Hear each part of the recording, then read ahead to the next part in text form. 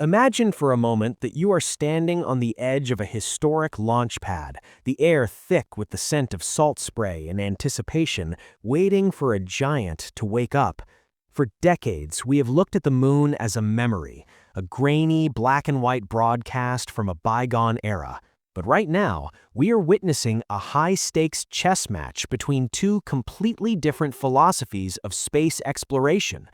On one side, you have the establishment, NASA's Space Launch System, a massive multi-billion-dollar government undertaking that represents our steady, cautious return to the lunar surface.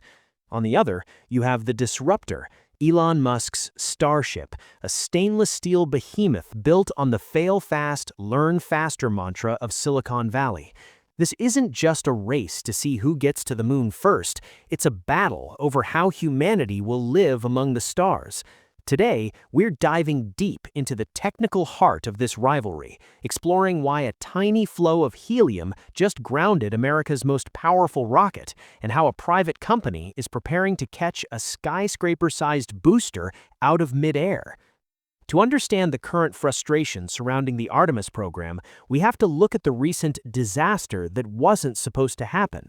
NASA recently completed what appeared to be a triumphant wet dress rehearsal for the Artemis 2 mission.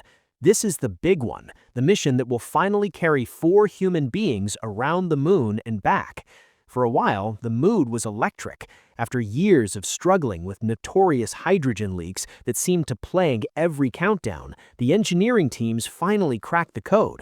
They replaced seals, swapped filters, and managed to drop leak rates to nearly zero. The rocket was fueled, the countdown ticked down to the final seconds, and for a brief moment, it felt like the path to a March launch was clear. But in the world of deep space rocketry, success is often a mirage. Just as the champagne was being readied, a new, much more insidious ghost appeared in the machinery, forcing a total retreat. The culprit this time isn't the explosive hydrogen we've come to fear, but its quiet, invisible cousin, helium. During the post-test wrap-up, sensors detected an interruption in helium flow within the Interim Cryogenic Propulsion Stage, or the ICPS. Now, to the average person, a helium clog might sound like a minor plumbing issue, but in a rocket, helium is the lifeblood of the pressure system. It's what pushes the fuel into the engines and keeps the tanks from collapsing under their own weight. Unlike the hydrogen leaks, which could sometimes be managed at the pad, this helium anomaly is buried deep within the internal hardware of the upper stage. There is no quick fix for this. NASA has been forced to roll the entire 322-foot-tall stack back to the vehicle assembly building. This move effectively kills the March launch window and pushes our return to the moon into April, or potentially much later if the repairs reveal deeper structural flaws. This brings us to a glaring contrast in how we build things in the 21st century. The SLS is a strategic, politically driven machine. It is a masterpiece of engineering, but it is also a relic of a single-use mindset. Every time an SLS launches, we throw away billions of dollars of hardware into the ocean. Because it is government-funded and carries the weight of national pride, it cannot afford to fail, which paradoxically makes it slower and more prone to delays. The workforce stays paid, the contracts remain steady, but the cadence, the rhythm of exploration, feels sluggish. When a valve sticks on an SLS, it's a national headline and a multi-month setback. This slow-motion progress has created a vacuum of excitement that is being rapidly filled by a different kind of rocket built just a few hundred miles away in South Texas. Almost as if on cue, the moment the Artemis delay was confirmed, the narrative shifted towards Starbase. SpaceX is preparing for Flight 12 of Starship, and the stakes could not be higher. While NASA is troubleshooting a single valve, SpaceX is preparing to debut the Block 3 Superheavy booster. This isn't just about going up and coming down, it's about the catch.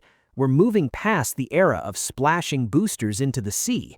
SpaceX is now targeting a full return-to-launch site profile, where the booster flips in midair, flies back toward the tower, and is caught by the Mechazilla arms.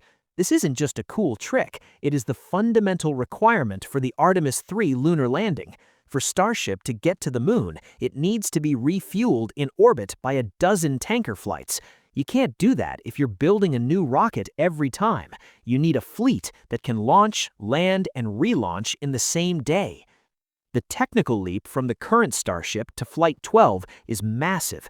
We're seeing the integration of the Raptor 3 engines, power plants that are simplified, more powerful, and designed for extreme reliability. Recent tests of the water deluge system at the pad show the sheer violence of these engines. The water blasts so high and with such force that it completely eclipses the rocket, a necessary shield to keep the launch pad from vaporizing under the heat of 33 Raptors firing simultaneously. This is the aggressive roadmap that critics often call unrealistic, yet it is the only roadmap that currently aims for a permanent human presence on other worlds. SpaceX operates with a commercial urgency that NASA, by its very nature, lacks. Starship is designed to generate revenue through satellite launches and interplanetary transport, making every delay a direct hit to the bottom line, which fuels their incredible speed. As we look toward the next few months, we are witnessing a fascinating intersection of two eras. We have the SLS, the ultimate evolution of the Apollo-style architecture, struggling with the complexities of a zero-failure environment. And we have Starship, the prototype of a future where space travel is as routine as a cross-country flight, embracing risk to achieve reusability. Both vehicles are essential for the Artemis program, but they represent different versions of the future. Whether it's the quiet, meticulous repairs inside the VAB or the thunderous high-risk tower catch in Texas, one thing is certain: the road to the moon is no longer a straight line. It's a messy, thrilling, and incredibly complex journey that is forcing us to redefine what is possible in the vacuum of space.